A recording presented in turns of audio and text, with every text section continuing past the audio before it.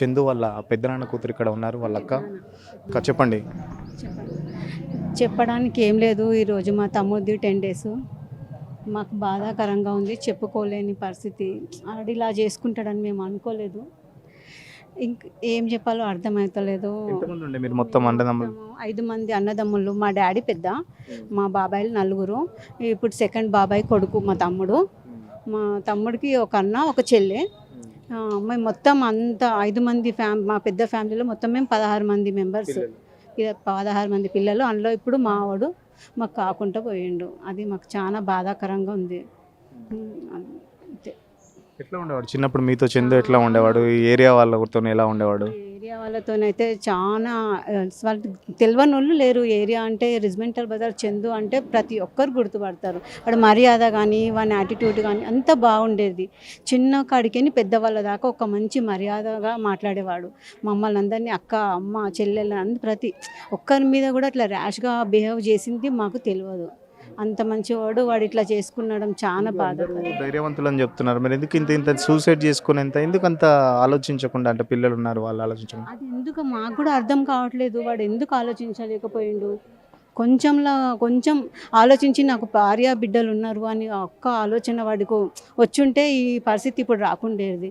వాడంతా ఏమంటారు, పవిత్ర అనేది ఆమె దాంట్లోనే డిప్రెషన్లో వెళ్ళిపోయిండు. ఇంకా వాడు పవిత్రమైన జీవితం అనుకుంటూ తన భార్య జీవితం అనుకోలేడు. అది ఇప్పుడు ఎఫ్ఐఆర్ గురించి తెలిసిన తర్వాత కూడా మీరు పెద్ద అక్క అంటున్నారు, మీరు కానీ లేకపోతే అన్నదమ్ములు కానీ ఎవరు ఇంట్లో చెప్పే ప్రయత్నం చేయలేదా ఎందుకు అని? మాకు ఫోన్ లిఫ్ట్ చేయట్లేదు. ఏమైందిరా చందు, ఇంత దెబ్బలు దాకినా మేము వచ్చి చూస్తామంటే లేదక్క కొంచెం అక్క, నేను తర్వాత ఫోన్ చేస్తా అని చెప్పిండు. అదే మాకు లాస్ట్ కాల్. ఏందిరా ఎట్లున్నావు, మేము అందరం రావాలంటే నేను బెంగళూరులో ఉన్నా, వచ్చినాక మళ్ళీ ఇక్కడ రిజ్మెంటల్ బజార్ వచ్చిండు. వచ్చి మా బాబాయ్ పిన్నితో కూర్చోబెట్టి బాబాయ్ పిన్నికి చెప్పిండంట, పిల్లలు జాగ్రత్త, సాత్తవో సంపుతావో మాకు తెలియదు, పిల్లల్ని మటుకు మీరు చూసుకోవాలా, నేను వస్తానో రానో తెలియదు అని కూడా అన్నాడంట. అంటే ఏం మాట్లాడుతున్నారు అంటే లేలే అట్లా చెప్తున్నా, 2 డేస్ అయితే ఈ 2 డేస్లో ఏమవుతుందో నాకు తెలియదు, నేను నా పవి దగ్గరికి వెళ్ళిపోతా అని మాట అన్నాడని మా బాబాయ్ చెప్పి మాకు బాధపడ్డాడు చాలా. అంటే మాట చెప్పిన తర్వాత ఎవరికి డౌట్ రాలేదా మరి దాన్ని కట్టడి చేయాలని లేకపోతే ఇంటి దగ్గర ఉంచాలని చెప్పేసి? వీడు ఏదో ఏమంటారు బాధలో అన్నాడేమో, మళ్ళీ ఇట్లా అని మళ్ళీ వచ్చేస్తాడని అందరు అట్లా అనుకున్నారంట. కానీ వీడు ఇంత సీరియస్గా తీసుకొని మనసు మీద తీసుకొని చనిపోతాడని అసలు అందరికీ షాక్. అది వాడు ఇట్లా చేశాడని ఎవరం అనుకోలేదు. చాలా ధైర్యవంతుడు. 10 మందికి వాడు ధైర్యంగా ఇప్పుడు ఏమన్నా అయితే ఇంటి ముంగడికి వచ్చిన వాళ్ళకి సమాధానం చెప్పి పంపించేవాడు. మేము నమ్మలేము ఇట్లా చేసుకుంటాడు అని. ఇంత ఆర్థిక పరిస్థితి ఎట్లా ఉండే? ఇల్లు చూస్తే కూడా కిరాయిలు ఉంది. ఎందుకు అట్లా? అంటే చందు ఇన్ని రోజులు సంపాదించిన డబ్బులన్నీ మరి ఎవరికి ఇచ్చాడు ఏంటి? అది మాకు కావాలి. పాయింట్ కరెక్ట్ మాట్లాడారు. ఈ 5 ఇయర్స్ నుంచి కరోనా నుంచి ఆ మేడం దగ్గర ఉన్నాడు, మహాతల్లి దగ్గర. మళ్ళీ 5 ఇయర్స్ నుంచి షూటింగ్ చేసిండే ఉంటాడు కదా, మళ్ళీ డబ్బులన్నీ తనకే పెట్టిండొచ్చు కదా. మరి ఇంటికి భార్య బిడ్డలు ఉన్నారు, భార్య బిడ్డలకైతే మెయింటెనెన్స్ 30,000 ఇస్తున్నాడు అని చెప్పారు. అది నిజమే. కానీ మిగిలితే డబ్బు ఎక్కడ పోయింది? ఇప్పుడు వాడు లేడు. ఇప్పుడు ఆ డబ్బు అంతా ఏమైనట్టు? మళ్ళీ వాళ్ళ పిల్లలకి ఏమన్నా వస్తుందా రాదో అది మళ్ళీ వాళ్ళు డిసైడ్ చేస్తారా, మళ్ళీ మీ సీరియల్ తరఫు నుంచి వీళ్ళు డిసైడ్ చేస్తారా, మీడియా వాళ్ళు చేస్తారా, అది తెలియదు. చందు వల్ల అంటే పవిత్ర వాళ్ళ పిల్లలతో వాళ్ళు ఏమైనా రావడం జరిగిందా, వాళ్ళు మాట్లాడడం జరిగిందా చనిపోయిన తర్వాత కానీ లేకపోతే ముందు కానీ? తర్వాత మన దగ్గరికి అయితే రాలేదు ఎవరు, వాళ్ళు ఏం మాట్లాడలేదు. మా చందు ఆమె చనిపోయినప్పుడు ఉన్నప్పుడు వాళ్ళు అక్కడ మాట్లాడారంట. మరి చందుతో ఏం మాట్లాడారో తెలియదు. అది మటుకు మాకు తెలియదు. వాళ్ళ విషయం అయితే మాకేం అంత తెలియదు. ఈ రీసెంట్లీ ఈ సంఘటన జరిగిన నుంచి మాకు తెలుసు. ఈ యాక్సిడెంట్ అయిన నుంచి ఈ పవిత్ర ఈ మా తమ్ముడు ఇలా చేసింది ఏంది ఈమెతో అని కొంచెం మాకు బాధగా అనిపించింది అంతే.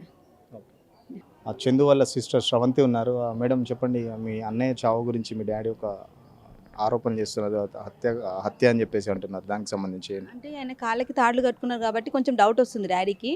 అదే సీసీ ఫుటేజ్ అవన్నీ కొంచెం చూస్తే మాకు కూడా కొంచెం క్లియర్గా ఉంటుంది. అంటే తాడులో కట్టుకునే వారికి డాడీకి కొంచెం డౌట్ వస్తుంది, తాడులు కట్టుకుని ఎట్లా వేసుకుంటాడు అనేసి. కింద కుర్చీ కూడా లేదంటున్నాడు, అంటే ఆత్మహత్య చేసుకున్న ఆనవాళ్ళు అక్కడ ఏం లేవు అని చెప్పేసి మీ ఫాదర్ అంటున్నారు. వీళ్ళు చూసేవారికి షాక్ అయిపోయినాడు. ఆయన ఏం చూసిండో లేదో తెలియదు డాడీ. చూసేవారికి సూసైడ్ చేసుకున్న వారికి షాక్. అంటే నాలుగు కూడా కొంచెమే బయటకు వచ్చింది కదా, అట్లా కొంచెం డౌట్ వస్తుంది డాడీకి. అంటే మీ డాడీ వెళ్ళేసరికి రూమ్ లాక్ చేసే ఉందని చెప్తున్నారు, పక్క లోపలికి వెళ్ళే ఛాన్స్ కూడా లేదు. బట్ లోపల నుంచి గొల్లం ఉంది, ఇక ఫోన్ చేస్తుంటే అన్న ఫోన్ రింగ్ అవుతుంది అనమాట. అయితే దాన్ని పలగొట్టేసి లోపలికి వెళ్ళినారు. ఇంకా పోలీస్ వచ్చిన తర్వాతనే డాడీ చూసిన తర్వాతనే దించినారు, అప్పటిదాకా దించలేదు. పవిత్ర చనిపోయిన తర్వాత మీ అన్నయ్య ఇంటికి వచ్చారా? మీ వదిన కానీ ఇంటికి వచ్చి వచ్చినా కానీ మాతో ఎవరితో సరిగా మాట్లాడలేదు, ఫుల్ డిప్రెషన్లో ఉండే, అంటే అంటే క్లోజ్గా మాట్లాడలేదు మాతో.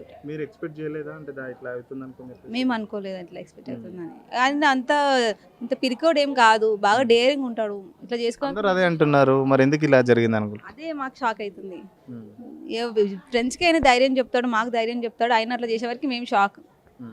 ఆయన సూసైడ్ చేసుకున్నంటే మేము ఇంకా ఇప్పటికీ నమ్మలేకపోతున్నాం. సీరియల్స్లో యాక్ట్ చేయబట్టి దాదాపు 10 years దాటింది అంటున్నారు. వచ్చిన డబ్బులేమో ఇంట్లో ఏమి ఇవ్వలేదు అని చెప్తున్నారు. మరి డబ్బులన్నీ 5 years తను పరిచయం అయినప్పటి నుంచి 5 years నుంచి కొంచెం ఇంట్లో ఏమి సరిగ్గా ఇస్తలేడంట అని అంటున్నారు. నాకు కూడా సరిగా తెలియదు, అంటే నేను ఇక్కడ ఉండను కదా అట్లా అనేసి. అంటే మీరు ఎప్పుడు చెప్పలేదు మరి పవిత్ర గురించి ఎందుకన్నాయా మీకు ఇట్లా ఆల్రెడీ పిల్లలు ఉన్నారు, వైఫ్ ఉంది. ఇండస్ట్రీ కదా అది, ఫ్రెండ్ అని మేము అనుకున్నాము. మరి ఇదంతా ఇట్లా మొత్తం అయ్యేసరికి షాక్ అవుతున్నాం మేము.